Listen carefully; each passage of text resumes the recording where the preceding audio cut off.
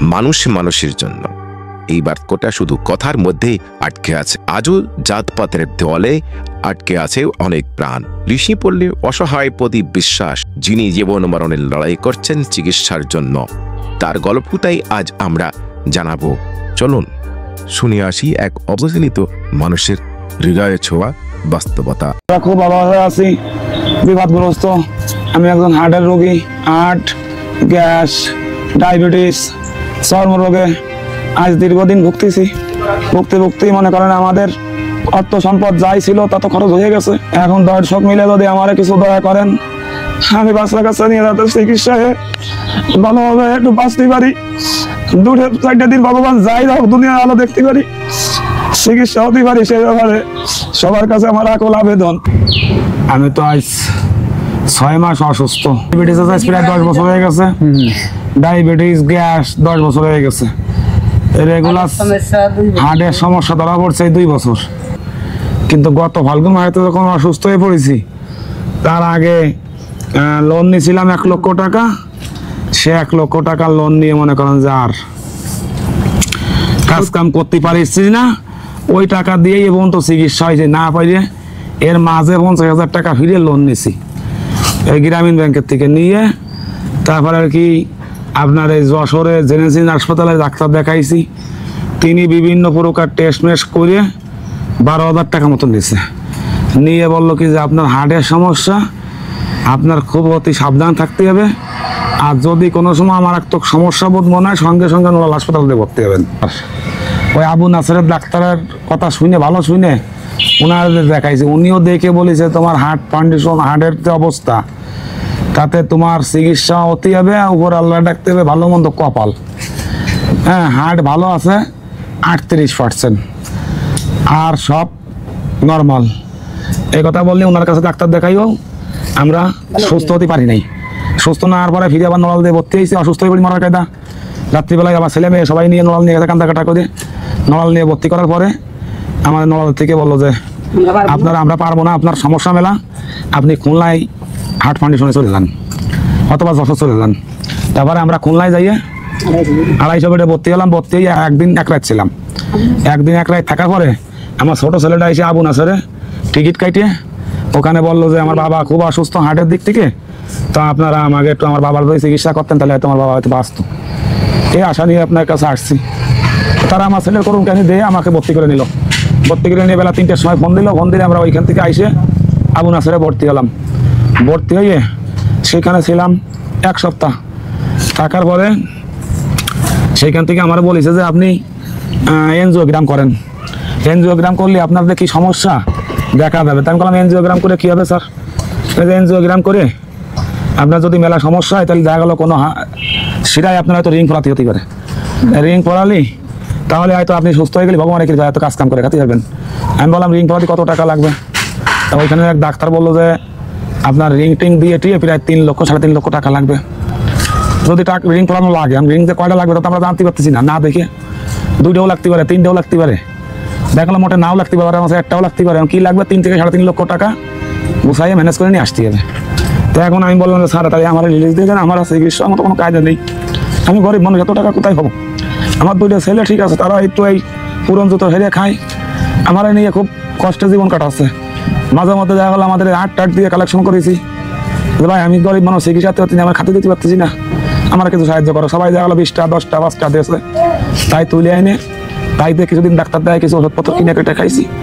এখন আমার দ্বারা এত টাকা দেওয়া সম্ভব না। তারপরে ওরা রিলিজ করে দিয়েছে, দেওয়ার পরে বাড়ি চলে আইসি। আইসে কতদিন যে ওষুধ লেগে সেই ওষুধ খাচ্ছি, অসুস্থ হলে হাসপাতালে ভর্তি হচ্ছি। এই মতো অবস্থায় থাকতে তারপরে ঢাকা থেকে আসে পল্লব কুমার। সেই পল্লব কুমারের সন্ধান পাই আমরা সে পল্লব কুমারের কাছে যাই আমাদের বিস্তারিত সব খুলে বলি। বলার পরে উনি ইকো করে দেখেছে আমার হার্ট 38% ভালো। তখন ওই জাহিদুল স্যারের রিপোর্ট ওনার রিপোর্টে ভালো, মানে একই রিপোর্ট হয়েছে। এক সামান্য 19-20 হতে পারে, আমরা তত বুঝি না। তা বললো কি যে ঠিক আছে তাই আপনি ওষুধ খান, দেখা যাক ভগবান ভরসা কি করা যায়। কি করে ভগবানের কাছে প্রার্থনা করে ওষুধপত্র খান। ওষুধপত্র খাচ্ছি, এখন মোটামুটি আগের থেকে একটু ভালো, কিন্তু গায়ে হাত পায়ে বল পাই না, একা কোনো আঁটতে পারি না। সাথে আমার স্ত্রীরা নিয়ে আঁটি, নাই ছেলে মেয়ের কাতে পথ দিয়ে আঁটি, নাই সময় একটা নড়ি ভর দিয়ে টাটি সকালে কুটে খাই শুয়ে থাকি আবার দুপুরে সাইডে খাতে দেয় তাই সাইডে খাইয়ে ওষুধপত্র খাইয়ে আবার শুয়ে থাকি এই যে এখন উঠে বইছি এই ছেলে মেয়েরা পাচ্ছে না তাই একটা আঙ্কুরও বানবো আশাই করতেছি কিন্তু এত সকাল লাগতে বানতে পারতেছি না এখন এমনই একটা পরিবেশে আছি দিনাদায়ী হয়ে যে মানুষের কাছে মানে ভিক্ষা করেও সংসার চালানো খুব কষ্ট। আপনার বাস্তব জীবনের এই চিত্রটা যেমনভাবে তুলে ধরলেন আপনি সমাজের মানুষের কাছে, আপনারা যারা দর্শক বন্ধুরা আপনারা যারা শুনছিলেন আমাদের এই একেবারেই কি বলবো তার জীবনের আদিপান্ত, তার যে সাংসারিক তার শারীরিক যে অবস্থা এই বিষয়টি আপনারা শুনলেন। যদি কারোর তার এই বক্তব্য শুনে তার এই কথা শুনে যদি কারোর তার চিকিৎসার জন্য যদি কেউ এগিয়ে আসতে চান আমরা আপনাদেরকে আমাদের তাদের যে ঠিকানা তাদের মোবাইল নাম্বার আমরা দেওয়ার চেষ্টা করব, আমরা সেখানে তাদের সাথে যোগাযোগ করলে হবে। আপনাদের সাথে আরও কিছু পরিবারের লোকজনের সাথে কথা বলবো আমরা, সেগুলো আপনাদেরকে একটু দেখাতে চাই এবং শোনাতে চাই এবং এই বাড়িও আপনাদেরকে ঘুরে দেখাতে চাই আমরা। তার যে কর্মকাণ্ড আপনারা শুনলেন যে তার জীবনের এখন যে অবস্থা রয়েছেন তিনি এখন অসুস্থ ছিলেন এবং ভীষণ অসুস্থ, এই একটি কাজের সাথে সম্পৃক্ত হতে এসেছিলেন, এটা তিনি আর করতে পারছেন না। 38% তার হার্ট ভালো আছে বলে ডাক্তার ইতিমধ্যে জানিয়েছেন। আমরা এখন একটু আসবো বাড়ির আরেকজন কর্তা ব্যক্তি। দিদি আপনার নাম কি? মিনতি দি। আপনি আপনার স্বামীর ইতিহাস শুনলাম, আমরা তার শারীরিক অবস্থা শুনলাম, আপনারা কেমনভাবে সংসার চালাচ্ছেন যদি আমাদেরকে একটু বলেন। বছরের বয়সে সোনার বাবা মারা গেছে, একটা মা ছিল পাগল, তা আমার বিয়ে 4 বছর পরে পানিতে ঘুরে মরে গেছে। মানে আমাকে জীবনটা ভারী কষ্টেই জীবন কাটিয়েছে। তারপরে 3টে ছেলে মেয়ে আল্লাহ দিয়েছে, মেয়েটা বিয়ে দিছি। তারপরে 2টে ছেলে একটু কামাই শুধু হয়েছে, ওই একটু ফুটপাতে জুতো ছাড়া আমার বড় ছেলে ছোট ছেলে, এইভাবেই কষ্টে জীবন কাটতেছে। ওই সমিতিতে টাকা তুলে এই বাসকুটি কিনি খাই দই, ওই আস্তে আস্তে দিন আসো। কতটা সমিতিতে আপনারা লোন নিছেন? কতটা?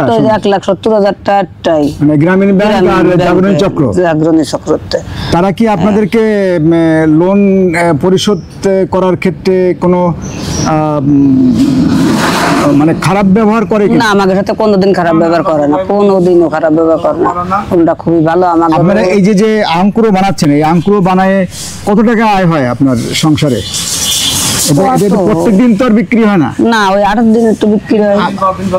সপ্তাহে কটা হাটে বিক্রি করেন এটা? সপ্তাহে হলো আজকে হলো শনিবার একটা, কালকে একটা, কালকে শনিবার বুধবার। সপ্তাহে 2টো হাট? সপ্তাহে 2টো হাটে এটা কতগুলো আঙ্কুরো বিক্রি হয়? 20 কান নেবে 2 হাটে, আজকে 10 কান নিগানি, আর এটা বুধবারে 20 কান 10 কান।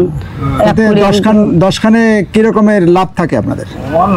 লাভ হয় না, এই বাচ্চা কাচ্চা নিয়ে খাটি পিটি গাড়িয়ে এতে কোনো লাভ নেই। এখন আপনি কি আপনার স্বামীর চিকিৎসার জন্য কোনো সাধারণ মানুষের কাছে, রাষ্ট্রের কাছে কোনো বার্তা বা কোনো মেসেজ কোনো কিছু বলতে চান? ওইটাই তো আমার দরকার। আমি যদি কেউ একটু উপকার করতো, আমি চেষ্টা করতে পারতাম, যদি তিনি ভালো হতো, ছেলে মেয়ে নিয়ে তারা নিয়ে সংসার ঠিক মতন শান্তি মতন করতে পারতাম। আল্লাহ যদি সহায় থাকতো, তিনি বেঁচে থাকলেই আমার কাছে সব, আর কিছু দরকার নেই। আমার স্বামী ভালো থাকলে আমার সব হয়ে গেল।